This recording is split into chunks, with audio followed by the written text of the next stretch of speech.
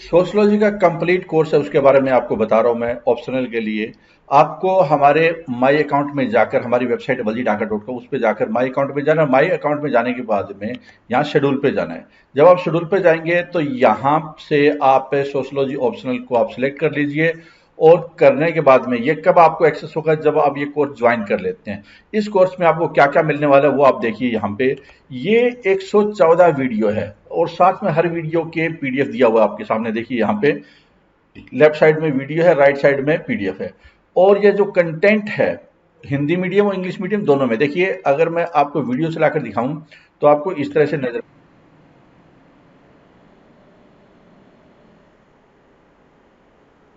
और ये video complete इस डिस्क्रिप्शन के बाद में आपको देखने को मिलेगा। ठीक है।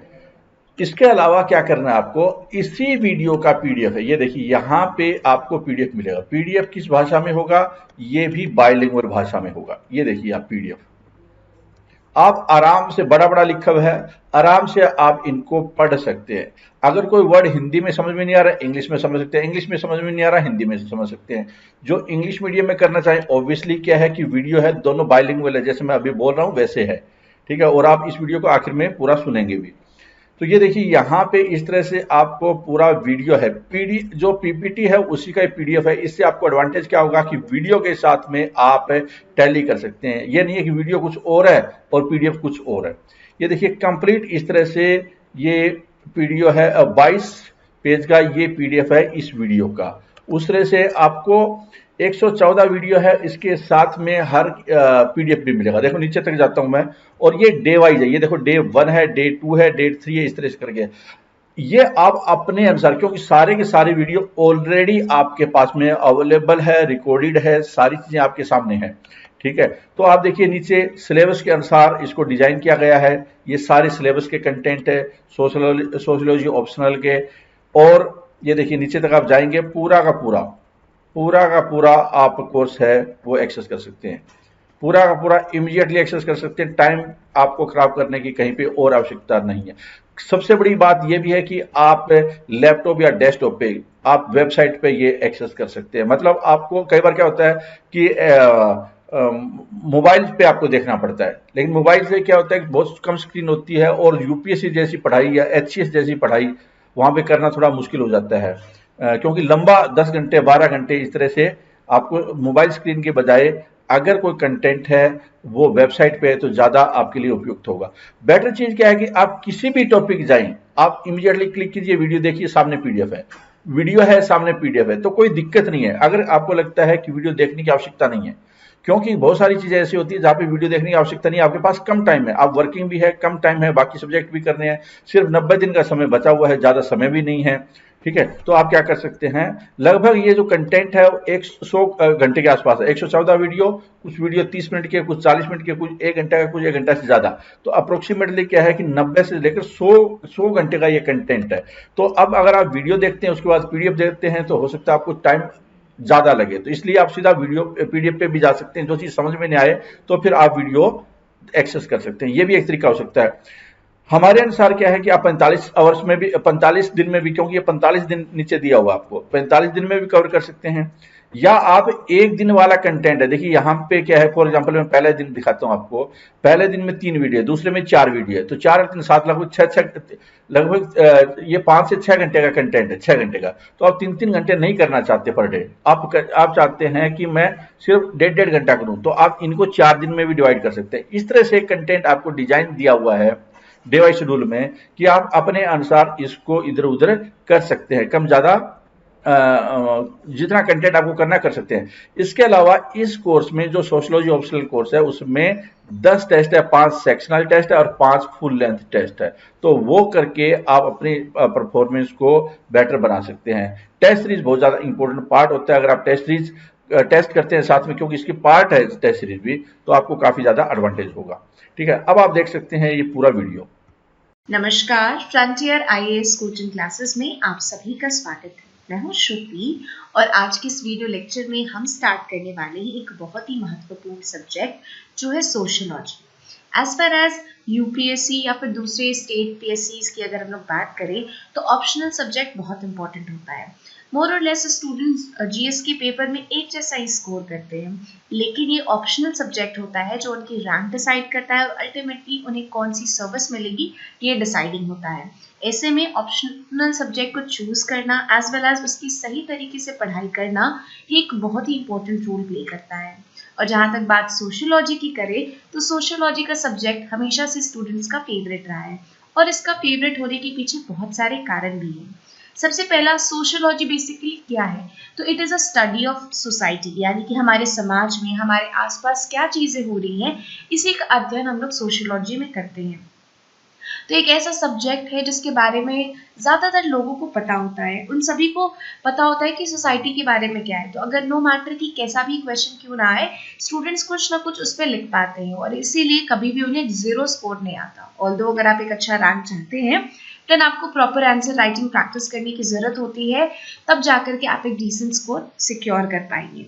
दूसरा, आप सोशियोलॉजी में बहुत सारे रेफरेंसेस कोट कर सकते हैं अलग अलग न्यूज़पेपर की मदद से, जो टाइम टू टाइम एडिटर के ओपिनियन है या फिर आप जो आर्टिकल वगैरह पढ़ते हैं तो उसको रेफरेंस के तौर पर सोशियोलॉजी में के आंसर्स में आप पुट कर सकते हैं। थर्ड, आप जानते हो कि जो सोशियोलॉजी है ये दूसरे सब्जेक्ट से रिलेटेड है, ठीक है, और दूसरे सब्जेक्ट से चूंकि ये रिलेटेड है इसीलिए आप पाओगे कि अगर आप सोशियोलॉजी की अच्छी से स्टडी करते हो तो ये न सिर्फ आपको सोशियोलॉजी के ऑप्शनल पेपर में मदद करता है बल्कि एसे राइटिंग में या फिर पॉलिटी वगैरह जैसे सब्जेक्ट्स में भी काफ़ी मदद मिलती है।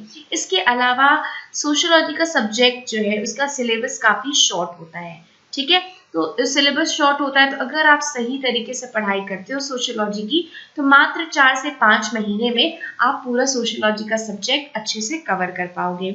इसके अलावा सोशियोलॉजी एक ऐसा सब्जेक्ट है जिसके ample amount of study material available है, जिसके प्रॉपर वीडियो लेक्चर्स मैं आपको पूरे बताऊंगी, तो इससे आपको पूरा सोशियोलॉजी कवर करना काफ़ी आसान हो जाएगा।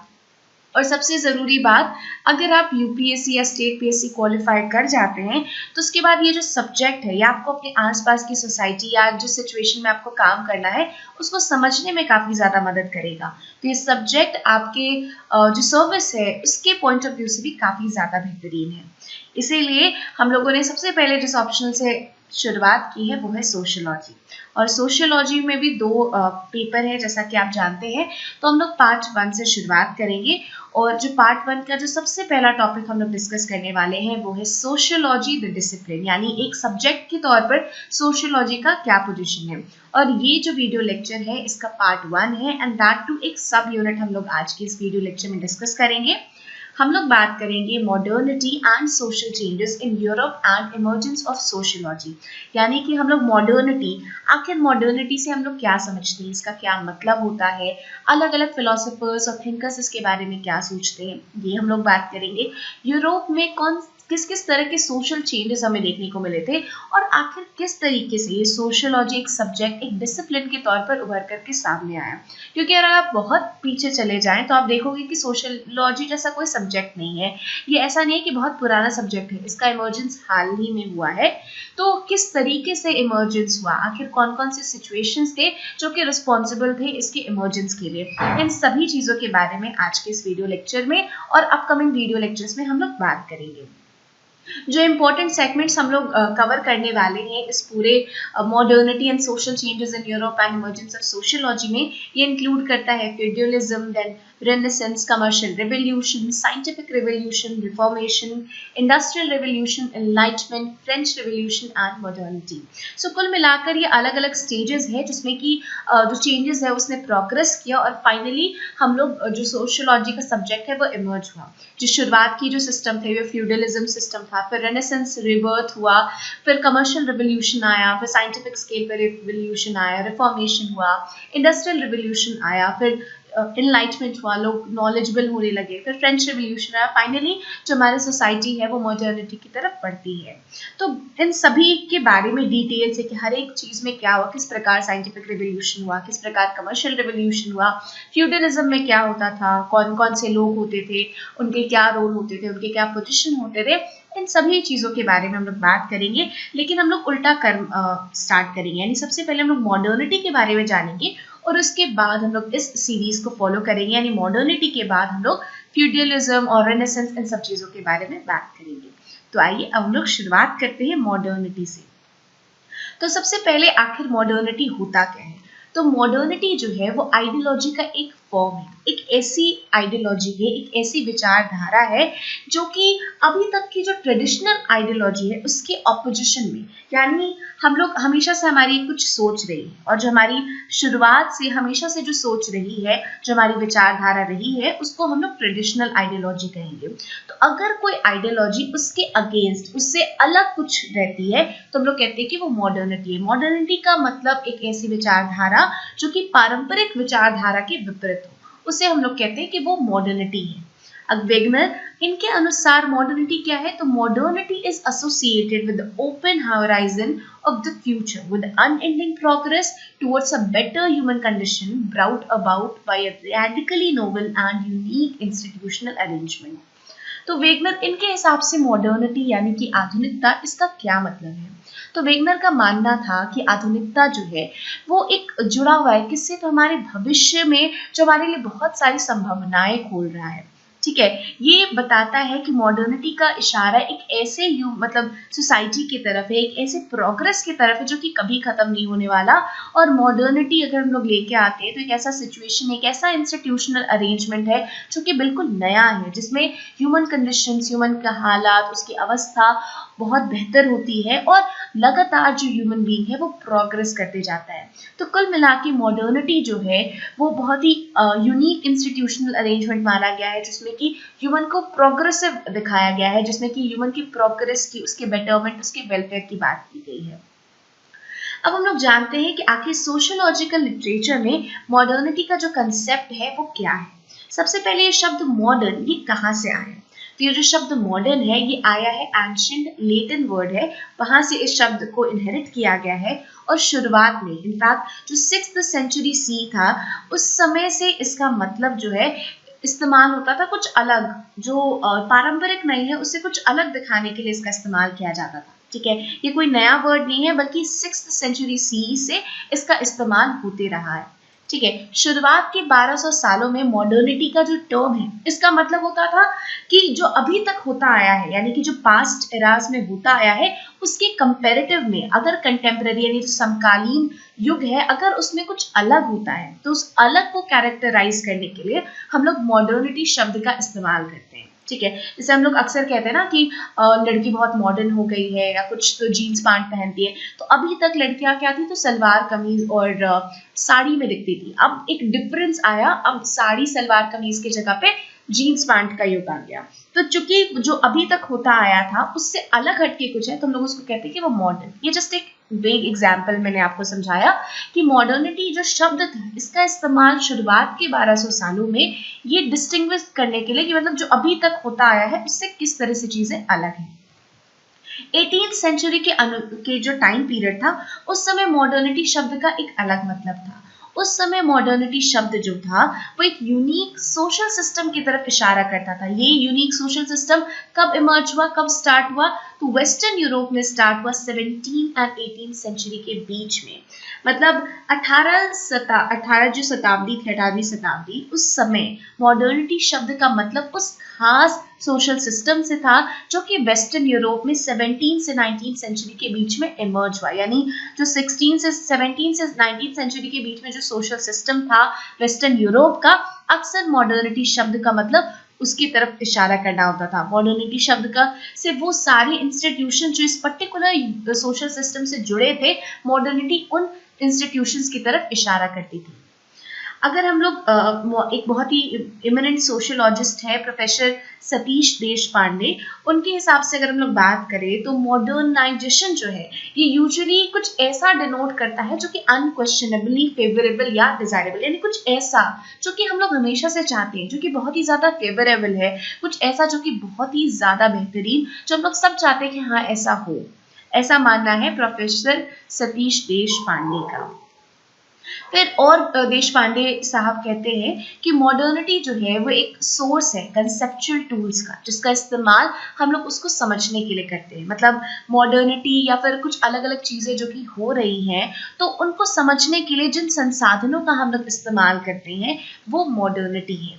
जो सोशल साइंसेस है उन्हें माना जाता है कि वो प्रोडक्ट्स एंड रिस्पॉन्सेज है मॉडर्निटी, मतलब अभी तक जो हमारे सोशल साइंस के अलग अलग, सामाजिक विज्ञान के जो अलग अलग प्रोडक्ट्स है वो बेसिकली जो मॉडर्निटी या जो हमारे सोसाइटी में जो चेंजेस आ रहे हैं उसके रिजल्ट हैं। और ये कब इमर्ज हुआ, तो वेस्टर्न यूरोप का जो पोस्ट एनलाइटमेंट एरा था उस समय इमर्जन उसका देखने को मिलता है।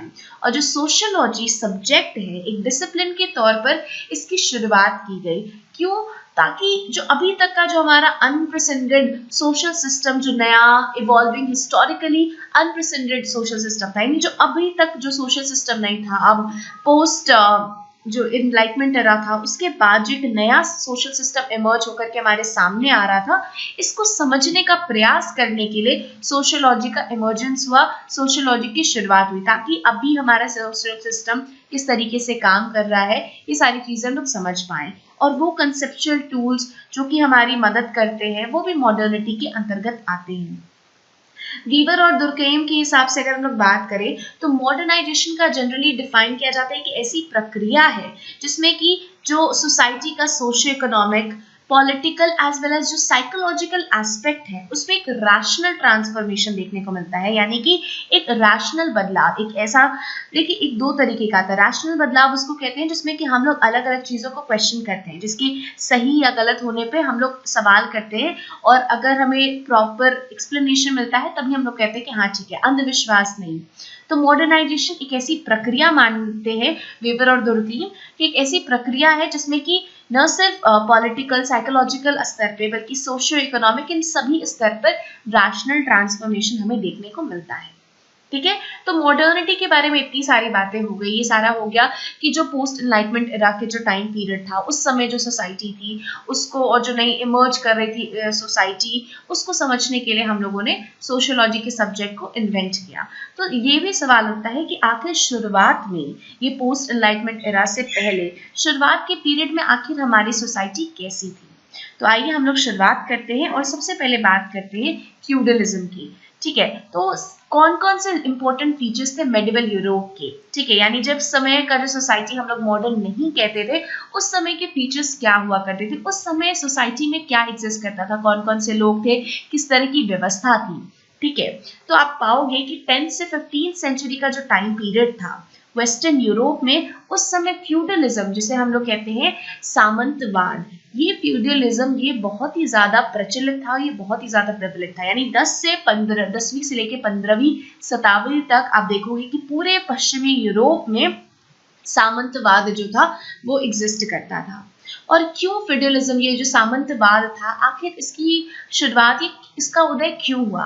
क्योंकि आप देखोगे कि जो रोमन एम्पायर है उसका डाउनफॉल हो गया, यानी कि रोमन एम्पायर जो है उसका पतन हो गया, साथ ही साथ डिसेंट्रलाइजेशन हो गया। पहले जब तक रोमन एम्पायर था तो एक सेंट्रल पावर थी, एक सेंट्रल अथॉरिटी थी, लेकिन जब रोमन एम्पायर का डाउनफॉल हो गया, उसका पतन हो गया, तब पावर डिसेंट्रलाइज हो, पावर बट गया और अब कोई ऐसी सेंट्रल अथॉरिटी नहीं बची, कोई ऐसा मुख्य शासक नहीं बचा। और मुख्य शासक नहीं बचने के कारण जो फ्यूडलिज्म था या फ्यूडल सिस्टम जो था वो प्रेवलेंट हो गया, वो प्रचलित हो गया।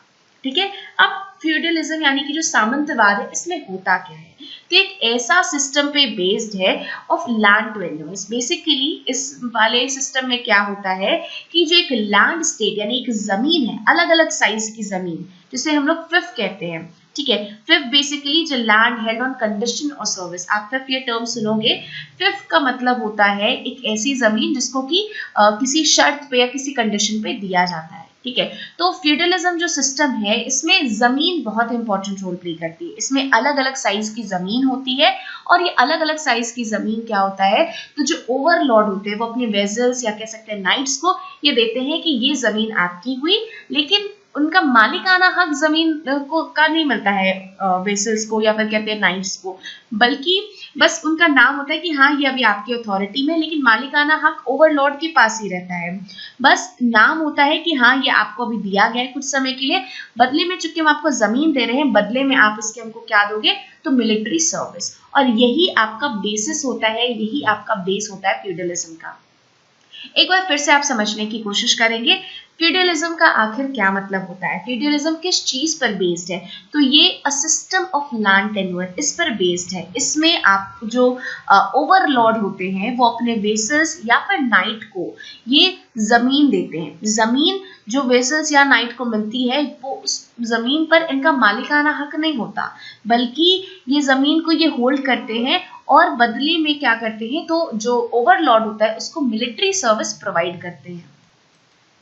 आगे मैं आपको एक फिगर दिखाती हूँ जिससे कि आपको और चीजें क्लियर होंगी। तो यहाँ पर आप देख सकते हैं इस फिगर में बेसिकली फ्यूडल सिस्टम का जितना भी कैरेक्टर है वो बहुत ही अच्छे तरीके से एक्सप्लेन किया गया है। फ्यूडल सिस्टम में सबसे ऊपर होता है राजा, और आप देख सकते हैं कि राजा जो है वो देश भर में जितनी भी जमीन होती है उन सभी का मालिक राजा होता है, ठीक है। और यही लॉ जो है वो कानून जितना भी होता है वो सोसाइटी का वो यही बनाता है। साथ ही साथ एक जो एरिया ऑफ लैंड है, मतलब मैंने कहा था ना कि इसमें क्या होता है, ओवरलॉर्ड लैंड देता है, जमीन देता है, आवंटित करता है कि ये जमीन तुम्हारी हुई, तो बदले में इस जमीन के तुम मुझे मिलिट्री सर्विस दोगे, ठीक है। तो कानून बनाने का काम राजा करता है, और साथ ही साथ राजा जो है एक एरिया लैंड का या फिर कह सकते हैं एक जमीन का एक टुकड़ा जो है वो अमीर जो लॉर्ड्स और नोबल्स है उनको देता है, ठीक है। और वो एरिया ऑफ लैंड जो कि राजा देता है उस एरिया ऑफ लैंड को हम लोग कहते हैं फी, ठीक है। आप देख सकते हो कि सबसे ऊपर जो फेडरल सिस्टम में क्या होता है, राजा होता है, और इसके नीचे क्या होते हैं, तो इसके नीचे होते हैं आपके लॉर्ड्स और नोबल्स। और जो मतलब राजा जो है ये इसको ओवरलॉर्ड कहेंगे, और राजा के नीचे राजा जिसको जमीन देता है वो उसका वेसल कहलाएगा। तो ये सारे लोग जो होते हैं वो वेसल कहलाएंगे राजा के। और इनका क्या है, इनको जमीन मिल रहा है राजा की तरफ से, बदले में ये राजा को क्या दे रहे हैं, तो मिलिट्री सपोर्ट दे रहे हैं, या अगर कभी जंग वगैरह होती है या फिर राजा को मतलब सहयोग की जरूरत होती है, मिलिट्री की जरूरत होती है, तो ये उसको मिलिट्री प्रोवाइड करेंगे। और साथ ही साथ ये सब के सब राजा के प्रति अपनी निष्ठा रखते हैं। अब क्या करता है, ये जो लॉर्ड्स और नोबल्स होते हैं ये जमीन अपने पास नहीं रखते, बल्कि ये जमीन भी जो है वो कुछ नीचे के लोगों में ये बांट देते हैं। जो नोबल्स है वो भी कुछ प्रोफेशनल शोल्डर्स को कुछ जमीन जो है वो दे देते हैं। अब जमीन इनको, ये जो प्रोफेशनल शोल्डर्स हैं, इनको जमीन किनके द्वारा मिली, तो इन लॉर्ड्स और नोबल्स को मिली। तो ये सारे वेसल कहलाएंगे किसके, तो लॉर्ड्स और नोबल्स के। ये बदले में क्या करते हैं, ये जो शोल्डर्स है इनको बदले में क्या मिलता है, तो बदले में इनको देना होता है मिलिट्री सर्विस, और अपनी वही निष्ठा रखनी पड़ती है, और जब भी कुछ कहेंगे तो उनको मानना पड़ता है। और बदले में ये जो लॉर्ड्स वगैरह है ये तो मतलब जमीन तो देते ही हैं, इसके अलावा इनको खाना देते हैं, प्रोटेक्शन प्रोवाइड करते हैं, रहने को घर देते हैं। तो और अगर कभी मिलिट्री सपोर्ट की जरूरत होती है तो ये शोल्डर क्या कर देंगे, तो इनके साथ मतलब इनका सहयोग करेंगे। और इसके नीचे वाला जो लेवल होता है, जो सबसे नीचे में होते हैं, वो आपके पीजेंट्स या फिर सर्व्स होते हैं, यानी किसान जो कि वो जो जमीन है उस पर खेती करते हैं। तो इन किसानों का काम होता है कि जमीन पे खेती करते हैं, इसके अलावा ये रेंट पे करते हैं उस खेत का, ठीक है। और बदले में ऊपर से इनको क्या मिलता है, तो अगेन इनको फूड मिलता है, प्रोटेक्शन मिलता है, शेल्टर मिलता है, ठीक है। तो आप, और हर एक जो स्ट्रक्चर होता है वो दूसरे से अलग होता है। ये राजा एक में हो गया, एक लेवल फॉर्म करता है, जो लॉर्ड्स और नोबल्स है वो दूसरा लेवल, फिर ये तीसरा, ये सबसे चौथा है। और हर एक का जो सोशल स्टेटस, पोजीशन, इनके पावर, इनके प्रिविलेजेस, ये सब के सब जो होते हैं वो काफी अलग होते हैं। ये तो मैंने आपको एक ब्रॉडर स्केल पे बता दिया। अब हम लोग डिटेल से बात करेंगे फ्यूडल सोसाइटी में क्या कुछ होता है इसके बारे में। तो सबसे पहले बात करते हैं फ्यूडल सोसाइटी की हायरार्की की। हायरार्की एक, किसके नीचे क्या होता है, तो जैसे मैंने आपको बताया फ्यूडल सोसाइटी में जो सबसे ऊपर होता है वो होता है राजा। और राजा का काम क्या होता है, तो राजा जो है फीड्स में पहले ही बता चुकी हूँ कि फीड्स एक लैंड के एरिया को कहते हैं, ये अलग अलग साइजेस के हो सकते हैं। ये लैंड राजा देता है, एक मतलब किसको देता है, तो वो बहुत सारे लॉर्ड्स या फिर नोबल्स को देख सकता है, ठीक है। फीड्स या स्टेट यानी जमीन का एक टुकड़ा, ऐसे समझिए कि राजा एक जमीन का टुकड़ा वो दे देता है अलग अलग लॉर्ड्स को, ठीक है। और ये लॉर्ड्स क्या कहलाते हैं, ये कहलाते हैं ड्यूक्स एंड अर्ल्स, ठीक है। अब ये जो लॉर्ड्स हैं, ठीक है, राजा के पास अगर मान लेते हैं ढेर सारी जमीन है, तो ये जमीन इन्होंने ड्यूक्स और अर्ल्स को दे दी। अब ये ड्यूक और अर्ल्स क्या करेंगे, ये लॉर्ड्स फिर ये जमीन को बांट देंगे अपने से नीचे लॉर्ड्स में, जिसको हम लोग बैरन कहते हैं। और बदले में ये बैरन क्या करेंगे, बदले में ये मिलिट्री सपोर्ट प्रोवाइड करते हैं ड्यूक्स और अर्ल्स को, ठीक है, यानी सबसे पहले राजा के पास है, राजा ने कुछ जमीन दी, अब इस जमीन के और छोटे छोटे क्या कहते हैं, ये जो यहाँ पे सबसे पहले राजा है, राजा ने ड्यूक्स और अर्ल को दिया, फिर अभी ड्यूक और अर्ल क्या करेंगे, और छोटा छोटा जो जमीन है वो किसको देंगे, जो उनको मिला वो उसको बैरन को देंगे। ठीक है, ये बैरन बदले में इसको क्या प्रोवाइड करेगा, मिलिट्री सपोर्ट फॉर्म करेगा। फिर इसी तरह ये बैरन भी क्या करेंगे, ये फिर जमीन देंगे अपने से नीचे वाले को, जिसको कि नाइट कहते हैं। ये नाइट सबसे आखिरी स्टेज में होते हैं, ये जो है ये फिर जमीन किसी को नहीं दे सकते। तो आप ये हायरार्की है फ्यूडल सोसाइटी का, सबसे ऊपर किंग, उसके नीचे ड्यूक्स और अर्ल्स, उसके नीचे होते हैं बैरन्स, और सबसे लोएस्ट कैटेगरी होती है फ्यूडल लॉर्ड्स की, वो होती है नाइट्स। नाइट्स फिर किसी को जमीन नहीं दे सकते। अब हम लोग बात करते हैं state system of social stratification की।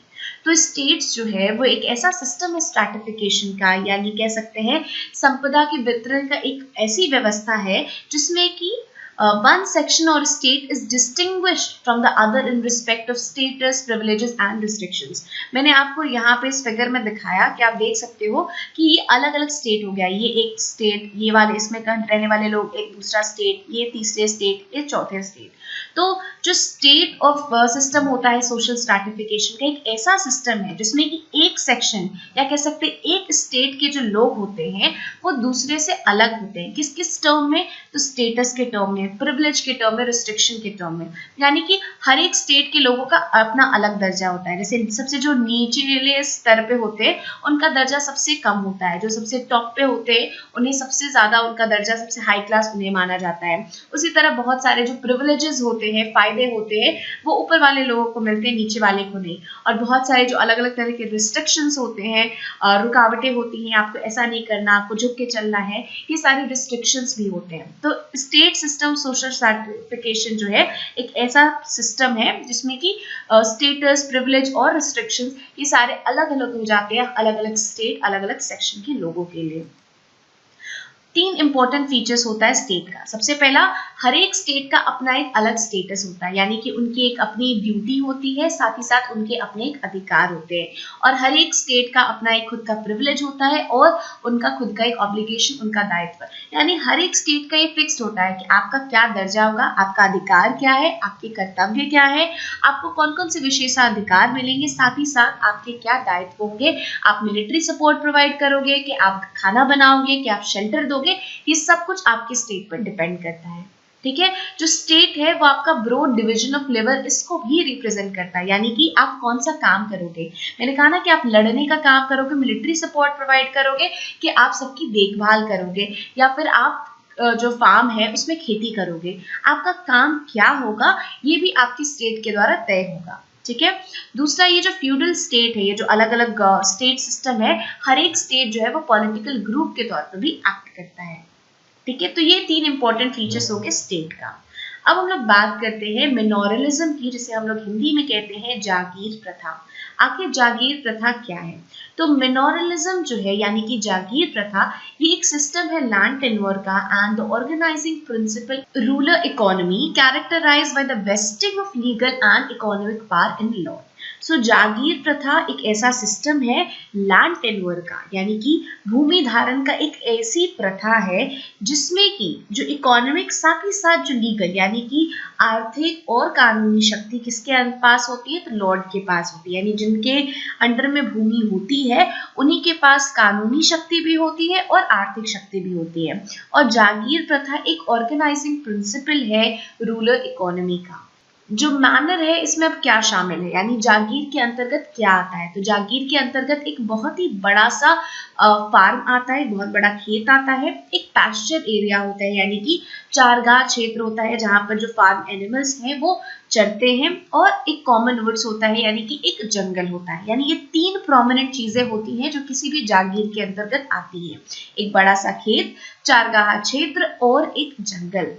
इसमें साथ ही साथ आप देखोगे कि जागीर के अंतर्गत कुछ आपके कॉटेजेस भी होते हैं, कुछ झोपड़ियां भी शामिल होती हैं जहां पर आम आदमी रहते हैं, कुछ वर्कशॉप्स भी होते हैं जहां पर जो भी चीजें आपको एक जागीर में रहने के लिए जरूरी होती है तो उन वर्कशॉप में उन चीजों को बनाया जाता है, और एक चैपल होता है यानी कि एक गिरजाघर होता है जहां पर लोग प्रार्थना करते हैं। तो कुल मिलाकर जागीर में यही सारी चीजें होती हैं, बड़ा सा खेत, चारगाह क्षेत्र, जंगल होता है, फिर कुछ झोपड़ियां होती हैं जहाँ पर लोग रहते हैं, कुछ वर्कशॉप होता है जिसमें कि वो सारी चीजें तैयार की जाती है जो कि एक जागीर में रहने वाले लोगों को जिसकी जरूरत होगी, और लोगों की पूजा करने के लिए गिरजाघर होता है। अब हम लोग थोड़ा सा रोमन कैथोलिक चर्च के बारे में जानते हैं। तो आप पाओगे कि वेस्टर्न यूरोप का एक बहुत ही पावरफुल इंस्टीट्यूशन हुआ करता था रोमन कैथोलिक चर्च। और चर्च का हेड कौन होता था? चर्च का हेड होता था पोप, जिसे कि जीसस क्राइस्ट का विसर माना जाता था, यानी कि ईसा मसीह के संदेशवाहक के तौर पर उन्हें देखा जाता था। क्योंकि रोमन कैथोलिक चर्च का बहुत ही प्रोमिनेंट रोल था, एक बहुत ही महत्वपूर्ण इंस्टीट्यूशन उसे माना जाता था, और चूंकि इस पावरफुल इंस्टीट्यूशन का जो हेड होता था, जो उसका मुखिया होता था, वो पोप होता था, इसलिए उसका पोजीशन बहुत ही ज्यादा पावरफुल होता था। इनफैक्ट जो आपके पोप होते थे वो राजा को भी मजबूर कर सकते थे कि वो उसका जो आदेश है वो उसका पालन करे, क्योंकि रोमन कैथोलिक चर्च को इसको सबसे पावरफुल कंसिडर किया जाता था और पोप को ईसा मसीह का संदेशवाहक के तौर पर माना जाता था। क्रिश्चियनिटी यानी जो ईसाई धर्म है उसने ये सिखाया है लोगों को कि जो धरती है, ऐसा नहीं है कि जो मानव का जीवन है वो सिर्फ और सिर्फ धरती तक है कि यहाँ से आपकी मृत्यु हो जाएगी तो आपका जीवन खत्म हो जाएगा। नहीं, ईसाई धर्म के अनुसार जो मानव का जीवन है वो सिर्फ धरती तक का नहीं होता है। ठीक है, मानव का जीवन धरती पर अगर समाप्त हो गया तो इससे उसके अस्तित्व की समाप्ति नहीं होती, और इसीलिए ईसाई धर्म में लोगों को सिखाया जाता है कि अगर आप मरने उपरांत आत्मा का जीवन जीना चाहते हैं तो इस जीवन में आपको जितने भी सुख चैन है उसको आपको त्यागना होगा, जितने भी दुनियादारी की जो सुख की चीजें हैं वो आपको त्यागनी होगी, तभी जाकर आप मृत्यु के बाद एक सही जीवन या एक आत्मा का जीवन आप व्यतीत कर पाओ। कुछ जो मोनास्ट्रीज थी, यानी कि मोनास्ट्री उन जगहों को कहते थे जहां पर मॉन्क्स रहा करते थे, तो वो जो मोनास्ट्रीज थी वो बेसिकली जो लर्निंग है यानी कि शिक्षा का वो केंद्र हुआ करती थी, और वो इंश्योर करती थी मोनास्ट्री की जो भी उसके सदस्य हैं, जो भी वहां पे रहते हैं, वो बहुत ही ऑर्डर्ड लाइफ यानी कि बहुत ही डिसिप्लिन भरा वो जीवन जिए। ठीक है, और मतलब उनके जो रूल्स होते थे वो उनके नियम काफी ज्यादा कड़े होते थे, अनुशासन की दृष्टि से वो बहुत ही कड़े नियम होते थे, और उस नियम को इसलिए लगाया जाता था ताकि जो उसके लोग हैं, जो उसके मेंबर्स हैं, वो उस नियम को सही तरीके से फॉलो करे और उनका जो मौलिक जो नैतिक उनका जीवन हो काफी ज्यादा बढ़े। उनका मेन काम होता था कि जो लोग वहां पे रह रहे हैं न सिर्फ उनका नैतिक विचारधारा उनकी काफी अच्छी हो, बल्कि वो सामान्य नागरिक को शिक्षित करे, साथ ही साथ जो गरीब लोग हैं या फिर जो बीमार हैं उनकी बीमारियों को वो दूर कर पाए। ठीक है, धीरे धीरे लेकिन आप देखोगे कि जो करप्शन था वो मोनास्ट्रीज में आने लगा, यानी कि ये इस उद्देश्य से मोनास्ट्री की शुरुआत की गई कि उसके जो सदस्य हैं वो बहुत ही कड़ा जीवन जिएंगे और दुनियादारी की जो भी चीज़ है उसको छोड़ देंगे और लोगों की सेवा करेंगे, लोगों को शिक्षित करेंगे और समाज के उत्थान के लिए काम करेंगे। लेकिन धीरे धीरे इन मठों में भी करप्शन जो है वो भ्रष्टाचार जो है फैल गया, और जो मॉन्क थे यानी जो मठ में रहने वाले लोग थे, जो भिक्षु थे, वो मतलब सादा जीवन जीने की जगह पे वो बहुत ही लग्जूरियस लाइफ जीने लगे, यानी बहुत ही भोग विलास वाली जिंदगी उन्होंने जीना शुरू कर दिया और बहुत सारा धन इकट्ठा करना शुरू कर दिया। उन्हें मोनास्ट्री में इस उम्मीद से रखा गया था कि वो धन इकट्ठा तो क्या, धन जमा भी नहीं करेंगे, धन का से मुंह त्याग लेंगे और बिल्कुल कष्ट भरा जीवन जिएंगे। लेकिन हुआ इसके ठीक उलट, और भ्रष्टाचार के कारण जो मॉन्क्स थे वो बहुत ही आरामदायक, बहुत ही भोग विलास से करते थे, खूब सारा पैसा उन्होंने जमा कर रखा था और बहुत ही बेकार जीवन जीने लगे थे। और इस जो बुराई थी, इस जो करप्शन है, उसको सुधार करने की जरूरत महसूस की गई और इसे एक नया कंसेप्ट लेके आया गया, और वो नया कंसेप्ट था वॉन्डरिंग मॉन्क्स का, यानी कि भ्रमण करने वाले भिक्षुओं का। अब भ्रमण करने वाले भिक्षु क्या थे, तो उनका कोई एक घर परमानेंट नहीं था कि वो यहाँ पे रहेंगे, वो घूम घूम कर कहीं पे भी, आज यहाँ पर रहे तो कल कहीं और थे, और वो किस तरह से उनका जो जीवन यापन था वो सिर्फ और सिर्फ आम लोगों के द्वारा उन्हें जो दान दक्षिणा मिलती थी उस पर निर्भर करता था। और वो जो है, वो जो भ्रमण करने वाले भिक्षु थे, वो आत्म बलिदान का जीवन और पवित्रता के साथ वो अपने जीवन को व्यतीत करते थे और लोगों के लिए उदाहरण उन्होंने पेश किया। और ये भी आप देखोगे कि फ्यूडल सिस्टम के अंतर्गत जो मुख्य एजुकेशन था, जो मुख्य शिक्षा थी, वो चर्चेस के द्वारा यानी कि गिरजाघरों के द्वारा प्रोवाइड की जाती थी। और बेसिकली एजुकेशन के नाम पे यानी शिक्षा के नाम पर लोगों को, बच्चों को क्या सिखाया जाता था, तो उन्हें ग्रामर के बारे में बताया जाता था, लॉजिक बताया जाता था, अर्थमेटिक बताया जाता था, थियोलॉजी यानी कि धर्मशास्त्र के बारे में बताया जाता था, और ये सारी चीजें जो है वो लैटिन भाषा में बताई जाती थी। और आप देखोगे कि जो साइंस था यानी कि जो हमारे दैनिक जीवन में साइंटिफिक प्रिंसिपल्स, इन सब चीजों के बारे में कहीं कुछ नहीं पढ़ाया जाता था। पुराने टाइम में साइंस का स्थान था, लोग साइंटिफिक प्रिंसिपल्स पे काम करते थे, अलग अलग इन्वेंशंस होते थे, लेकिन इस पर्टिकुलर टाइम पीरियड में आप देखोगे कि एजुकेशन में साइंस जो है वो स्टैंड स्टिल पे चला गया था, यानी अब उसमें किसी प्रकार का कोई डेवलपमेंट नहीं, कोई ऐसी जगह नहीं बची थी जहां पर साइंस का एजुकेशन दिया गया था। इनफैक्ट आप देखोगे कि चारों तरफ जो फेथ था, जो आस्था थी, जो विश्वास था, वो एकदम डोमिनेट करता था। यानी अगर किसी चीज पे लोगों का विश्वास है तो वो है, नो मैटर वो सही है कि गलत है, अगर आपने उसको क्वेश्चन किया या उसके खिलाफ अगर आपने बात की, जो एक ऐसा प्रिंसिपल जो कि पहले से चला आ रहा है, वो सिद्धांत है, लोगों की उस पर आस्था है, तो आप उस पर सवाल नहीं उठा सकते। अगर आपने उस पर सवाल उठाया तो आपको बुरी तरह से आपको पनिशमेंट मिलेगी, आपको एक गंभीर दंड मिलेगा। तो एक ऐसा टाइम पीरियड था जिस समय साइंस या रैशनल थिंकिंग या सही गलत का जो क्वेश्चनिंग था ये खत्म हो चुका था, और आस्था जो था, वो विश्वास जो था, वो डोमिनेट करता था, उसका वर्चस्व था हर जगह। तो ये सारे इंपॉर्टेंट कैरेक्टरिस्टिक्स थी कि फेड्यूलिज्म यानी जो सामंतवाद था उस समय क्या होता था। फिर आप देखोगे कि धीरे धीरे जो फेड्यूलिज्म है यानी कि जो सामंतवाद है उसका पतन देखने को मिलता है। अब सामंतवाद का पतन क्यों होता है, किस प्रकार होता है, उसके बारे में जानते हैं। तो सबसे पहले आपको ये पता होना चाहिए कि धीरे धीरे टाउन्स का ग्रोथ होने लगा, यानी नगरों का विकास होने लगा, और ये जो शहर थे, नगर थे, वो बेसिकली मैन्युफैक्चरिंग और ट्रेड के सेंटर थे। यानी ये ऐसी जगह थे जहां पर नए नए तरह के सामान, इनका उत्पादन होता था, साथ ही साथ इसका ट्रेडिंग होता था कि आप मुझे ये दो, इसके बदले में आपको ये दूंगा या पैसा दूंगा। ठीक है, इन जो टाउन्स थी इसकी एक और खासियत थी कि इन शहरों के अपने खुद के सरकार होते थे, खुद की अपनी मिलिशिया होती थी यानी मिलिट्री होती थी, और खुद ही के अपने न्यायालय होते थे।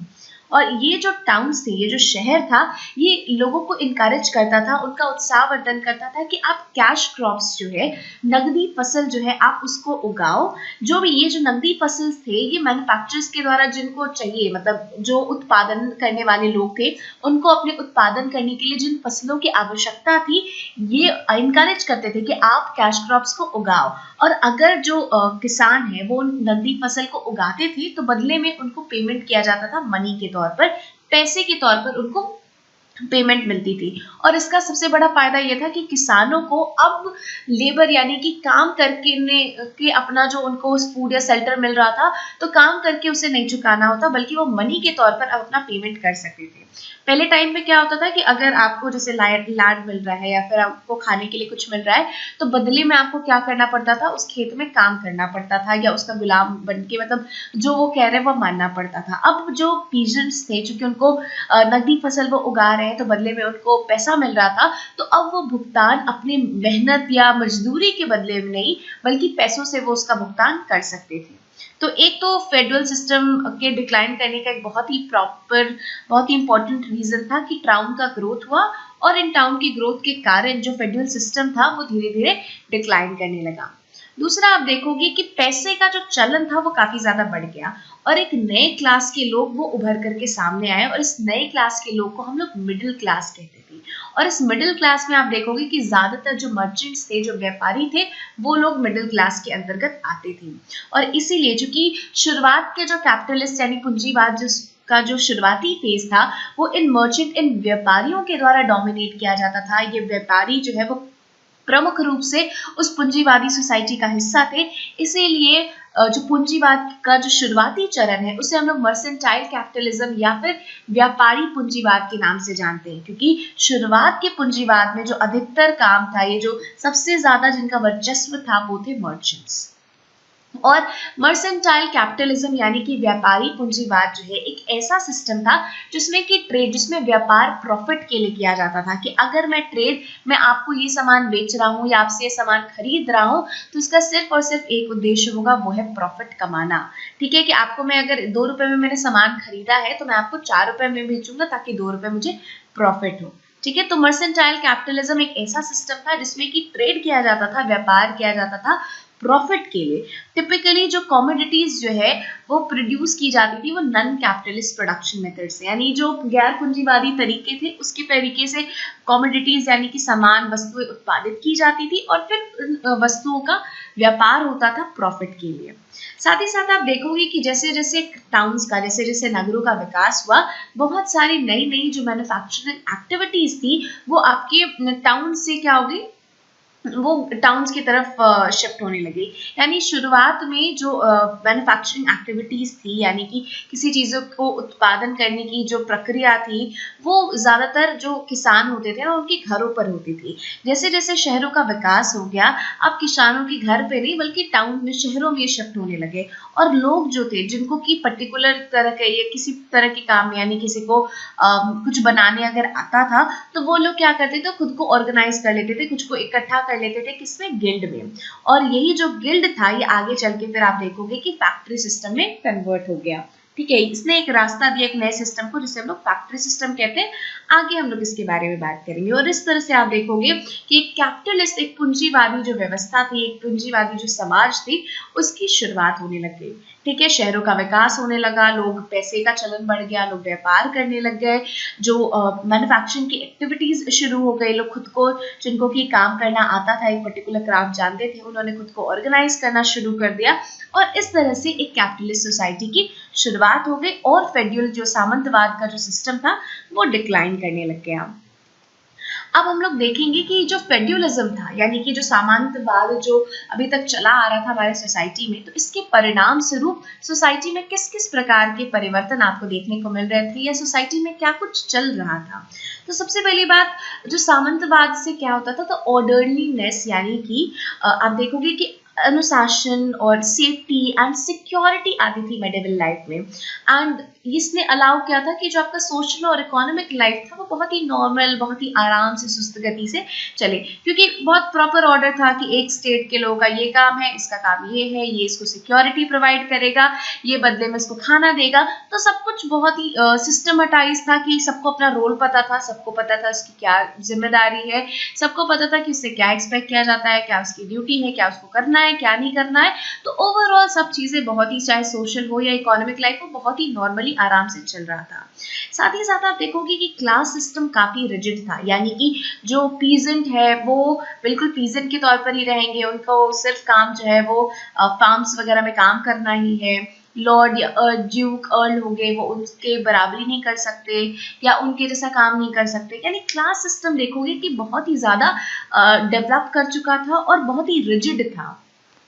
इसके अलावा आप ये भी देखोगे कि जो लॉर्ड्स थे यानी कि जो जिनको कि राजा जो थे वो फीफ यानी कि लैंड प्रोवाइड करते थे, वो इतने ज्यादा पावरफुल हो गए थे कि वो राजा के कंट्रोल के बाहर हो गए थे। और आप देखोगे कि सिस्टम बना हुआ था ना कि सबसे ऊपर राजा है, राजा के नीचे लॉर्ड है, लॉर्ड के नीचे फिर लॉर्ड यानी ड्यूक अर्ल्स है, उसके नीचे बैरन्स है, बैरन्स के नीचे नाइट है, नाइट के नीचे सर्फ है। तो हर एक सिस्टम एक के नीचे एक जो है, मतलब राजा जो है वो सिर्फ और सिर्फ लॉर्ड के कॉन्टैक्ट में थे। फिर उसके नीचे सबसे नीचे कॉमन पीपल था। तो आप देखोगे कि राजा जो था वो कॉमन पीपल के कॉन्टैक्ट में नहीं था और लॉर्ड इतने पावरफुल हो चुके थे कि वो अब राजा के कंट्रोल ही में नहीं आ पा रहे थे।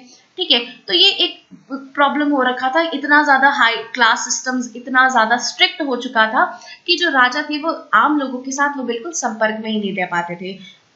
और इसके अलावा आप ये भी देखोगे कि इकोनॉमिक स्टैग्नेशन हो गया था, यानी कि आर्थिक ठहराव सा आ गया था। इकोनॉमिक स्केल पे बहुत ज्यादा गतिविधि आपको आर्थिक स्तर पर देखने को नहीं मिल रही थी, क्योंकि जो वेल्थ प्रोड्यूस किया जाता था, जो भी धन जो है वो किसान प्रोड्यूस करते थे या फिर जो आपके शिल्पकार थे उनके द्वारा काम करके जो मैन्युफैक्चरिंग के जरिए या जो थोड़ा बहुत मनी प्रोड्यूस किया जाता था, वो जो उसके फ्यूडल लॉर्ड्स थे यानी जमीन के जो लॉर्ड्स थे वो उसका अंधाधुन बिना बेतरतीब तरीके से उसका इस्तेमाल करते थे, बस भोग विलास करके उसको खत्म कर देते थे। यानी कुछ भी इकोनॉमिक एक्टिविटी नहीं क्रिएट करते थे, कुछ ऐसा नहीं जिससे कि और मनी मल्टीप्लाई हो और प्रॉफिट जनरेट हो और आर्थिक स्तर पे कुछ चहलकदमी हो, कुछ बेहतर हो, ऐसा कुछ नहीं। मतलब मेहनत करते थे किसान, मेहनत करते थे शिल्पकार, और उन्होंने जो पैसा कमाया वो जो लॉर्ड्स थे वो उनसे पैसा ले लेते थे और भोग विलास में उसको खर्च कर देते थे। ठीक है, जो नए लैंड्स का जो डिजायर था और जो रिचेस यानी और धन की इच्छा, जो नई भूमि की चाह कि नहीं हमको और जमीन चाहिए आधिपत्य करने, तो इसने अलग अलग लॉर्ड्स, और जो लॉर्ड्स चाहते थे कि नहीं और उनका जमीन, क्योंकि जितना ज्यादा उनके अंतर्गत जमीन होगी वो उतना ज्यादा पावरफुल होंगे। पूरे फ्यूडल सिस्टम का जो मेन आधार था वो था जमीन, जिसके पास जितनी ज्यादा जमीन वो उतना ज्यादा पावरफुल। तो ये न्यू लैंड्स और रिचेस की चाह ने बहुत सारे चर्च के जो लीडर्स थे और जो लॉर्ड्स थे उनको इनकरेज किया, उनको प्रोत्साहित किया धर्म युद्ध लड़ने के लिए, बहुत सारे होली वॉर जीतने के लिए। ठीक है, तो ये सारे कुछ कुछ कंसिक्वेंसेस, कुछ कुछ परिणाम आपको देखने को मिलते हैं सामंतवाद के। अब हम लोग बात करते हैं डार्क एज की। बेसिकली जो 5वीं से लेकर के 13वीं शताब्दी तक का जो समय था इसे डार्क एज माना गया था, यानी कि अंधकार भरा युग माना गया था। मतलब ऐसा इसीलिए क्योंकि राजा का एक तो आर्बिट्री मनमाना नियम था, जो राजा कह देता था वही हो जाता। उसके अलावा आप देखोगे कि एक नेशनल यूनिटी जो थी वो बिल्कुल एब्सेंट थी, यानी कि राष्ट्रीय स्तर पे कि नहीं हम लोग पूरे एक राष्ट्र के नागरिक हैं और राष्ट्रीय एकता की आपको अनुपस्थिति देखने को मिलती है। साथ ही साथ जो आम लोग थे वो बेचारे बहुत ही ज्यादा असहाय थे, वो कुछ नहीं कर सकते थे, मतलब उनका काम बहुत ही सीमित था, वो पूरी तरह से अपने लॉर्ड्स पर डिपेंडेंट थे, फ्यूडल लॉर्ड पे, उनका कुछ सुना नहीं जाता था और वो बहुत ही ज्यादा ऑप्रेस किए जाते थे, बहुत ही उनको ज्यादा दबाया जाता था। और ज्यादातर आप यूरोपियन देखोगे कि ये जो 5th से 13th सेंचुरी का जो टाइम था, इस दौरान ज्यादातर जो यूरोपियन थे वो आपके इलिटरेट्स थे, वो बिल्कुल पढ़े लिखे नहीं थे। और इनफैक्ट जो एजुकेटेड भी थे, जो थोड़ा बहुत शिक्षित भी थे, उन्हें किसके बारे में पता था, तो उनको ज्यादातर लॉजिक और लिटरेचर वगैरह के बारे में पता था, या फिर धर्मशास्त्रों के बारे में ज्यादा पता था। उन्हें बिल्कुल भी साइंस के बारे में, मेडिसिन के बारे में, आर्ट के बारे में बहुत ही कम ज्यादा नॉलेज था, क्योंकि जो मेन सेंटर था पढ़ाई का वो चर्च था, और चर्च में इन सब चीजों के बारे में बताया नहीं जाता था, और चूंकि बताया नहीं जाता था इसीलिए लोग इसके बारे में ज्यादा जानते नहीं थे। इसके अलावा आप ये भी देखोगे कि इस पर्टिकुलर 5th से लेकर 13th सेंचुरी के टाइम पीरियड में जो कल्चरल एक्टिविटीज थी वो लगभग रुक सी गई थी, क्योंकि जो आक्रमण वगैरह होने लग गया था, और जो वेस्टर्न रोमन एम्पायर था वो टूट फूट जाने लगा था, वो बहुत सारे छोटे छोटे गाँव में अलग हो गया था, डिसइंटीग्रेट हो गया था, मतलब इन्वेजन आक्रमण वगैरह होने के कारण। और इसीलिए आप देखोगे ना कि जो सांस्कृतिक गतिविधियां थी एकदम रुक सी गई थी, अब कुछ भी सांस्कृतिक कल्चर के स्तर पे कुछ बेहतर नहीं हो रहा था। इनफैक्ट धीरे धीरे जो क्लासिकल पीरियड था उस समय की जो यादें थी वो धुंधली पड़ती जा रही थी, और कुछ बस जो आपका एंशिएंट टेक्स्ट था यानी जो प्राचीन ग्रंथ थे उसी में बस क्लासिकल पीरियड की जो यादें थी वो आपकी सहेज करके रखी हुई थी। बाकी लोगों की मेमोरी से अगर आप किसी चीज को बहुत देर तक रिकॉल नहीं करते हो तो वो यादें बहुत धुंधली हो जाती, फिर आप उसको रिकॉल करने की कोशिश करते हो तो आपको कुछ याद नहीं आता। तो क्लासिकल पीरियड का कुछ ऐसे ही होने लगा था, बस जो थोड़ी बहुत यादें थी वो प्राचीन ग्रंथों के तौर पर वो सुरक्षित थी। हाँ, इस्लामिक वर्ल्ड में आप देखोगे कि जो ग्रीक टेक्स्ट थे उनको भले ही अरेबिक लैंग्वेज में ट्रांसलेट किया जाने लगा, तो वो एक थोड़ा सा था जिसमें कि जो प्राचीन काल की जो स्मृतियां थी वो थोड़ी सी सहेज के रखी गई थी। सो इसीलिए ये एक डार्क एज वाला पर्टिकुलर पीरियड था, और इस डार्क एज के बाद, इस फ्यूडलिज्म के बाद एक रीबर्थ, एक पुनर्जागरण का काल आया जिसे हम लोग रेनेसेंस के नाम से जानते हैं। तो गिडन्स के हिसाब से जो मॉडर्निटी है ये represents a sharp qualitative break from the previous traditional social orders. So Giddens के हिसाब से मॉडर्निटी या आधुनिकता से क्या अभिप्राय है, इसका मानना है कि जो अभी तक का जो हमारा ट्रेडिशनल सोशल ऑर्डर था यानी अभी तक जो होता आ रहा था उसमें एक क्वालिटेटिव, उसमें एक अलगाव आना, उससे कुछ अलग हट करके होना, ये दिखाता है कि हम लोग आधुनिकता की तरफ बढ़ रहे हैं या ये आधुनिक है। ठीक है, कुल मिलाकर के आधुनिक शब्द जो है उसका मतलब यही हो गया कि अभी तक जो होते आ रहा है उससे अलग हट के अगर हम लोग कुछ कर रहे हैं, उसमें से डिफरेंट हमारा सोच है, कुछ और बेहतर सोच है, तो वो मॉडर्निटी, वो आधुनिकता की तरफ इशारा कर रहा है। और आप पाओगे कि 14वीं से लेकर 16वीं शताब्दी के समय में यूरोप में बहुत ही ज्यादा बदलाव आया, न सिर्फ सोशल स्तर पे यानी कि न सिर्फ सामाजिक स्तर पे बल्कि आर्थिक स्तर पे भी, और साथ ही साथ आप देखोगे कि राजनीतिक भी बहुत सारे परिवर्तन हुए। और ये सोशल, इकोनॉमिक और पॉलिटिकल चेंज हमें किसके फॉर्म में देखने को मिले, तो हमें रेनेसेंस के फॉर्म में देखने को मिले, हमें कमर्शियल रिवॉल्यूशन के फॉर्म में, scientific revolution, reformation, enlightenment, industrial revolution, French revolution. कुल मिला के हम लोग ये कह सकते हैं कि जो अलग अलग चेंजेस हमें 14 से लेकर 16 सेंचुरी के यूरोप में देखने को मिले, वो इन सारे अलग अलग रिवॉल्यूशंस के कारण देखने को मिले। बात करते हैं स्पेसिफिकली रेनेसेंस की, तो रेनेसेंस को हम लोग पुनर्जागरण काल भी कहते हैं। पुनर्जागरण, या अगर लिटरल मीनिंग की बात करें तो इसका मतलब होता है रीबर्थ यानी कि पुनर्जन्म। और जनरली इस शब्द का इस्तेमाल हम लोग कहते हैं कि जो क्लासिकल सिविलाइजेशन हुआ करती थी, यानी कि जो प्राचीन सभ्यताएं हुआ करती थी यूनान की और रोम की, तो जब लोगों में इंटरेस्ट जगने लगा कि नहीं, हमें वापस से जो हमारी क्लासिकल सिविलाइजेशन थी, जो प्राचीन सभ्यताएं थी, हम उनसे वापस से सीखने की जब इच्छा लोगों के अंदर जाहिर हुई या उत्पन्न हुई, तो ये जो पर्टिकुलर टाइम पीरियड था, इसको डिस्क्राइब करने के लिए हम लोग रीबर्थ या फिर रेनेसेंस का टर्म इस्तेमाल करते हैं। ठीक है, अब थोड़ा सा और हम लोग जानने की कोशिश करेंगे इस रेनेसेंस यानी कि पुनर्जागरण काल के बारे में। तो जो रेनेसेंस है, इसकी शुरुआत कहाँ से हुई है? जो पुनर्जागरण था, इसकी शुरुआत कहाँ से हुई? तो इसकी शुरुआत हुई इटली से। कब से कब के बीच में? तो जो 1300 एडी से लेकर के 1550 का जो एडी था, इसके बीच में रेनेसेंस जो था वो की उत्पत्ति हुई, उसका उदय हुआ। और धीरे धीरे ये जो नॉर्दर्न यूरोप का जो हिस्सा है वो वहां तक फैल गया।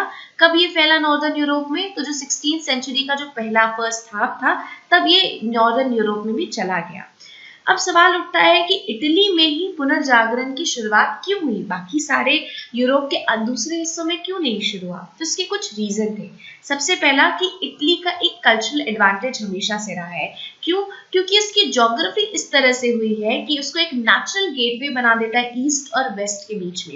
यानी इसकी, इटली का अगर आप मैप पे पोजीशन देखोगे तो आप देखोगे कि इटली एक ऐसी जगह पर स्थित है जो वो उसके ईस्ट और वेस्ट इन दोनों ही तरफ से जोड़ता है, एक गेटवे के तौर पर काम करता है कि अगर हम लोग को ईस्ट से वेस्ट की तरफ जाना है, वेस्ट से ईस्ट की तरफ जाना है, तो हम लोग को इटली जो है वो बीचों बीच देखने को मिलेगा। इसलिए ये नेचुरल गेटवे के तौर पर काम करता है और इसलिए ये कल्चरली, सांस्कृतिक तौर पर ये हमेशा एडवांटेजेस रहा है। दूसरा, आप देखोगे कि जो इटालियन सिटीज थी वो एक ऐसे माहौल में ग्रोन अप हुई है, एक ऐसे माहौल में फली फूली है जिसमें कि आप देखोगे कि फ्यूडल जो कंट्रोल था उससे हमेशा आज़ाद ही रही है। और चूंकि फ्यूडल कंट्रोल के अंतर्गत नहीं रही है, इसीलिए इनकी जो थिंकिंग थी इटालियन सिटीज में वो काफ़ी ज़्यादा रैशनल थी, मतलब काफ़ी ज़्यादा तार्किक थी और तर्क संगत थी, जो तर्क पे बेस्ड थी, यानी कि क्यों होना चाहिए, नहीं होना चाहिए, लॉजिक, सवाल जवाब, इस पर बेस्ड थी, ना कि किसी अंधाधुंध विश्वास पर बेस्ड थी। साथ ही साथ उनके अंदर कुछ नया, कुछ साहसी करने का भी स्पिरिट था, कुछ साहसी करने की भी भावना थी।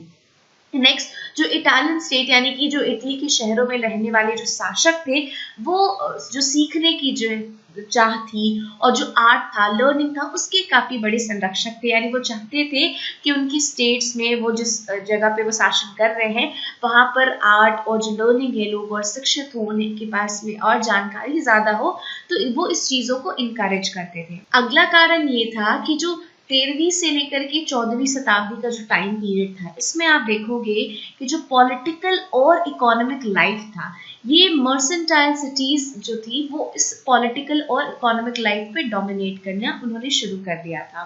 और जो अभी नए नए जो मर्सेंटाइल कम्युनिटी थे, यानी जो व्यापारिक समुदाय था, पूंजीपति लोग थे, वो अब चाहते थे कि जो अभिजात वर्ग है, यानी कि जो एरिस्टोक्रेसी है, वो उसका स्टेटस गेन करे, वो उसकी स्थिति प्राप्त कर ले। ठीक है, तो ये उनका एक रीजन था, जो चाहते थे कि नहीं, हम एरिस्टोक्रेसी यानी अभिजात वर्ग का जो स्टेटस है वो अब हमें मिलने लगे। अगला कारण ये था कि आप इटली में देखोगे कि इटली में कई सारे महान एजुकेटर्स हुए जो न सिर्फ बच्चों को पढ़ाते थे, बल्कि साथ ही साथ वो दिखाते थे कि किस तरह से अपनी शिक्षा की मदद से उन्होंने बहुत सारे पॉलिटिकल, बहुत सारे राजनीतिक और बहुत सारी नैतिक संधियां उन्होंने प्रोड्यूस की। साथ ही साथ लिटरेचर का, बहुत सारी साहित्यिक कृतियां भी इन महान शिक्षकों ने तैयार की।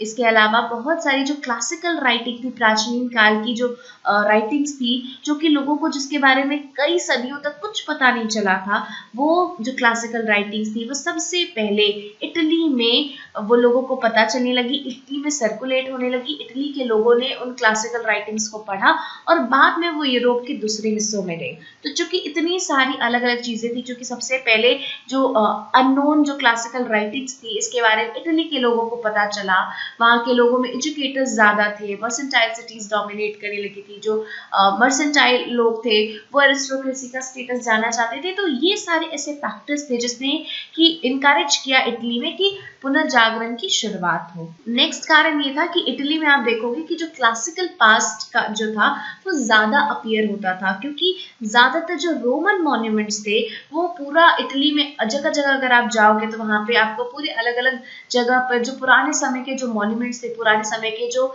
इमारतें थी वो आपको वहां पर देखने को मिलेंगी। और चूंकि इमारतें वहां पे थी तो लोगों को हमेशा इन्फ्लुएंस करते थे कि यहाँ ऐसा कुछ हुआ करता था। और साथ ही साथ जो पुराने लेटिन लिटरेचर थे वो भी कई बार जो ऐसी सिटीज और ऐसे प्लेसेस की तरफ इशारा करते थे, उसमें इन प्लेसेस वगैरह शहरों का जिक्र होता था जिसको इटली में रहने वाले लोग थे वो उनको अपना मानते थे, क्योंकि वो उनसे उसमें जो जिक्र था वो उनकी खुद के शहर का होता था, इसलिए उन्होंने ज्यादा इंटरेस्ट लिया इन सारे एंशिएंट लिटरेचर के बारे में और क्लासिकल पीरियड के बारे में जानने को लेकर। और यही कारण था कि रेनेसेंस की शुरुआत इटली से ज्यादा हुई, मतलब यहाँ से ही इसकी शुरुआत हुई। अब रेनेसेंस में क्या देखने को मिला, तो आप देखोगे कि जो रेनेसेंस थी उसमें नए सिरे से डेवलपमेंट होना शुरू हो गया। डेवलपमेंट अलग अलग फील्ड में हुआ, आर्ट के फील्ड में हुआ, लिटरेचर के फील्ड में हुआ, रिलीजन यानी कि धर्म के फील्ड में हुआ, फिर दर्शन के फील्ड में आप देखोगे, विज्ञान के फील्ड में, साथ ही साथ राजनीति, ये सब यानी कि कुल मिला के हर एक फील्ड में आपको कई सारे विकास के चिन्ह, कई सारे डेवलपमेंटल साइंस आपको देखने को मिलते हैं। रेनेसेंस की जो शुरुआती पीरियड थी उसमें क्या होता था कि जो वो पुराने हमारे सीख थे, यानी जो पारंपरिक जो तरीके थी वो जो थे वो आपकी स्प्रेड होने लगे, वो फैलने लगे कि आखिर पुराने तरीके, मतलब पुराने जमाने में हम लोग चीजों को किस तरीके से किया करते थे, इसका रिवाइवल होना शुरू हो गया, इसका पुनः परिवर्तन होना शुरू हो गया। बाद के टाइम में देखोगे मतलब शुरुआत में तो जो हमारा क्लासिकल टाइम पीरियड में चीजें जैसे होती थी लोगों ने उसको अडॉप्ट करना शुरू किया, उसको रिवाइव करना शुरू किया। बाद के फेज में देखोगे कि इनोवेशन का पीरियड था, यानी कि अब नई चीजों की शुरुआत हुई, जिसमें कि जो नया नॉलेज था अब की शुरुआत हुई। अब नया कुछ पहले तो था कि जो हमारे पास पहले से एग्जिस्ट करता था लोगों ने उसको रिवाइव किया। लेटर फेज में लोग खुद से कुछ नया सोचने लगे थे और इसी ने जो मॉडर्न विचारधारा है उसकी फाउंडेशन रखी, उसकी नींव रखी। जो क्लासिकल टेक्स्ट थे अब उन्हें नए तरीके से, जो पुराने समय में जो हमें किताबें वगैरह मिलती थी या जो पुराने आइडियाज थे उसको नए तरीके से क्या कहते प्रेजेंट किया जाने लगा, कि अभी तक जो सोचा जाता था नहीं, अब उसमें कुछ बदलाव किए जाने लगे। और इसी सब चीजों ने जो मॉडर्निटी थी इसकी नींव रखी। रैशनल थिंकिंग और with the spirit of scientific inquiry, यानी कि आप एक तो सोच आपका काफी ज्यादा रैशनल होगा, काफी ज्यादा तर्क संगत होगा, यानी कुछ आप ऐसी ही चीजों पे बिलीव नहीं करोगे, हर चीज को क्वेश्चन करोगे कि हाँ ये सही है, नहीं है, सही है तो क्यों सही है, गलत है तो क्यों गलत है। साथ ही साथ आप तरीका पता करने की करोगे कि आखिर इसके पीछे का रहस्य क्या है। तो ये सारी जो चीजें थी ना कि यूनिवर्स के बारे में, ब्रह्मांड के बारे में, ह्यूमैनिटी के बारे में आप बहुत ही रैशनली सोच रहे हो, बहुत ही तर्क संगत तरीके से आप सोच रहे हो और साइंटिफिक प्रिंसिपल्स लगा के आप चीजों को जानने समझने की कोशिश कर रहे हो। तो ये सारी चीजें जो थी वो रेनेसेंस की बहुत ही ज्यादा खासियत थी। और चूंकि अब लोग सोचने पे और वो भी तर्कों के आधार पर सोचने पे उन लोगों ने जोर देना शुरू कर दिया, तो कुल मिला के आप देखोगे कि जो गिरजाघरों का यानी चर्च का जो स्थान था वो कमने लग गया। यानी शुरू में जो चर्च था, जो कि सब कुछ विश्वास के ऊपर था, तो लोग बहुत ज्यादा चर्च पर यकीन करते थे कि गिरजाघर ने, चर्च ने जो कह दिया वो ठीक, जो उसने गलत कह दिया वो गलत। लेकिन अब चर्च की बातों पर लोग आसानी से नहीं मान रहे थे कि उसमें सवाल पूछना उन्होंने शुरू कर दिया था, और सवाल का चूंकि चर्च जवाब नहीं दे पाता था, इसी के कारण चर्च का जो महत्व है वो कमने लग गया था। साथ ही साथ जो ह्यूमनिज्म था यानी कि मानवता, ये आत्मा थी, ये हृदय भी था और ये आत्मा भी थी रेनेसेंस की। जो पुनर्जागरण में हम लोग मानवता के बारे में कि हर चीज से ज्यादा जो मानवता जो है वो सबसे ऊपर है, इसका मतलब जो ह्यूमन है उसका ग्लोरिफिकेशन होना शुरू किया। और जो मतलब जो डिवाइन थिंग है या दूसरे जो परमात्मा या दिव्य लोक की जो स्थिति थी उसका लोगों ने विरोध करना शुरू किया कि नहीं, मानवता सर्वोपरि है, बाकी परमात्मा दिव्य लोक ये सब जो है वो हमारे लिए इतना इम्पोर्टेंट नहीं है। जो ह्यूमनिस्ट थे यानी जो मानववादी लोग थे, उन्होंने जो धार्मिक वैराग्य है था कि नहीं, हमें अपना जीवन बहुत ही कठोर तरीके से निभाना चाहिए, तभी जाकर हम मरने के बाद एक आत्मा का जीवन जी पाएंगे, और जो मांसाहार के प्रति हमें संयम बरतना चाहिए, साथ ही साथ हमें संसार से मुक्ति प्राप्त करने की कोशिश करनी चाहिए। जितनी भी इस तरह की चीजें थी वो मानववादियों ने इसको सिरे से खारिज कर दिया कि नहीं, ऐसा कुछ नहीं होना चाहिए। उन्होंने कहा कि आप अपने जीवन को, जो धरती पे जो जीवन है वो बिल्कुल क्या कहते हैं अच्छे से, मौज से, और जिस तरीके से आप जीना चाहते हो आप उस तरीके से जियो, और धरती पर अपने जीवन पे खूब उत्साह से जियो, खूब आनंदो उल्लास के साथ अपने जीवन को व्यतीत करो। और जो चर्च था वो एडवोकेट करता था कि नहीं, मरने के बाद भी आपका एक जीवन था, वो उस पर जोर नहीं देते कि मरने पे क्या होगा वो आप छोड़ो, अभी जो आप जीवन जी रहे हो उसको पूरे खुशी के साथ, पूरे हर्षोल्लास के साथ उसको जियो। और जो स्टडी था, वो जो प्रॉपर मैनकाइंड का जो स्टडी था वो ह्यूमैनिटी था rather than डिविनिटी। मतलब आप जो है वो मानवता के ऊपर ज्यादा ध्यान दो, उसके ऊपर आपका ज्यादा जोर होना चाहिए, ना कि आप देवता और परमात्मा और ईश्वर के बारे में उतना सोचो। तो ये सारी चीजें थी रेनेसेंस यानी कि पुनर्जागरण के बारे में। अब थोड़ा सा हम लोग बात करते हैं कमर्शियल रिवॉल्यूशन के बारे में, यानी कि वाणिज्यिक क्रांति के बारे में। अब कमर्शियल रिवॉल्यूशन का आखिर मतलब क्या है, इसका अभिप्राय क्या है? तो कमर्शियल रिवॉल्यूशन से हमारा मतलब है कि ट्रेड और कॉमर्स का, यानी कि व्यापार और वाणिज्य का की बढ़ोतरी होना, उसका विस्तार होना। और ये बढ़ोतरी, ये व्यापार, ये कॉमर्स आपको कब देखने को मिलता है कि कब इसका एक्सपेंशन हुआ? तो 15th सेंचुरी के बाद से आप देखोगे कि लगातार व्यापार में और वाणिज्य में काफी ज्यादा विस्तार हमें देखने को मिला। और ऐसे व्यापार वगैरह में बढ़ोतरी होने के कारण थे क्योंकि बहुत सारे अलग अलग जो इन्वेंशंस होने लगे, उन्होंने काफी ज्यादा कमर्शियल रिवॉल्यूशन में मदद की, जैसे कि मैरिनर्स का कंपास, एस्ट्रोबेल, और जो नए नए तरीके से अब नाप वगैरह प्रिपेयर होने लगे, तो इसने लोगों को काफी ज्यादा मदद की अलग अलग लैंड्स को, अलग अलग जमीन को ढूंढने में और एक जगह से दूसरी जगह जाने में। ठीक है, तो इस सभी चीजों ने कमर्शियल रिवॉल्यूशन को होने में काफी मदद की। और जितने भी यूरोपियन कंट्रीज थे, इसमें से जो पुर्तगाल और जो स्पेन थे, ये जो दो देश थे, इन्होंने इस तरह के एक्सप्लोरेशन को काफी ज्यादा मतलब प्रोत्साहित किया। और बाद में फिर ब्रिटेन, फ्रांस और होलैंड जो थे, उन्होंने भी फिर एक्सप्लोरेशन को, कि अलग अलग देशों की अलग अलग जमीनों की जो खोज थी, इसको शुरुआत में पुर्तगाल और स्पेन के लोगों ने इनकरेज किया, बाद में फिर ब्रिटेन, फ्रांस और होलैंड, इन सब लोगों ने भी इनकरेज किया कि हाँ, हम लोग एक्सप्लोर करेंगे और जो दुनिया के दूसरे जगहों से जुड़ने की हम लोग कोशिश करेंगे। और जैसे जैसे कमर्शियल रिवॉल्यूशन जो था वो आगे बढ़ता चला गया, आप देखोगे कि पुर्तगाल और जो स्पेन का जो स्थिति थी उसमें गिरावट आनी शुरू हो गई, और जो ब्रिटेन, फ्रांस और होलैंड थे वो यूरोप को और साथ ही साथ पूरी दुनिया पर वो डोमिनेट करने लगे, उन्होंने अपना वर्चस्व स्थापित कर दिया। और ये जो कैपिटलिज्म का जो शुरुआती फेज था, जो सबसे ज्यादा व्यापारियों के द्वारा डोमिनेट किया जाता था, जिसमें पूंजीवादियों का सबसे ज्यादा बोलबाला था, ये शुरुआती फेज क्या कहलाया? तो व्यापारिक पूंजीवाद यानी कि मर्सेंटाइल कैपिटलिज्म।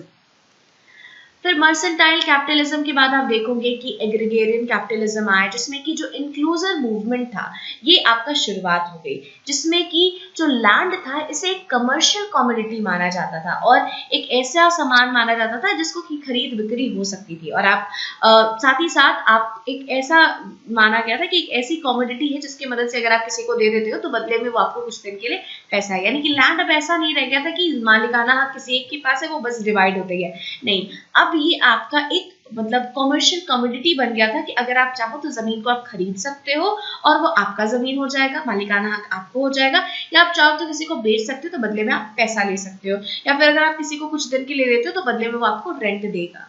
ठीक है, तो अब लैंड का जो स्टेटस था वो बदल गया, वो अब एक कमर्शियल कमोडिटी बन गया। तो ये हम लोगों ने बात की अभी तक कुछ बेसिक इंपॉर्टेंट चीज़ों की। हम लोगों ने स्टार्ट किया फेडरलिज्म के बारे में, थोड़ा बहुत हम लोगों ने मॉडर्निटी के बारे में, अलग अलग लोग क्या सोचते हैं इसके बारे में हम लोगों ने चर्चा की, फेड्यूलिज्म के बारे में जाना, फिर रेनेसेंस के बारे में बात की, और थोड़ा सा हम लोगों ने कमर्शियल रेवोल्यूशन के बारे में बात की। मैं उम्मीद करती हूँ कि जिस तरह से मैंने आपको समझाने की कोशिश की ये पूरी चीज़ें आपको समझ में आ गई होंगी। आगे की वीडियो लेक्चर्स में और डिटेल से हम लोग आगे के टॉपिक्स अलग अलग रेवोल्यूशन जिसके बारे में मैंने एक छोटा सा आपको स्टार्टिंग में बताया था, इसके बारे में हम लोग आगे के लेक्चर्स में कंटिन्यू करेंगे। आई होप आपको ये वीडियो पसंद आया होगा। Thank you very much.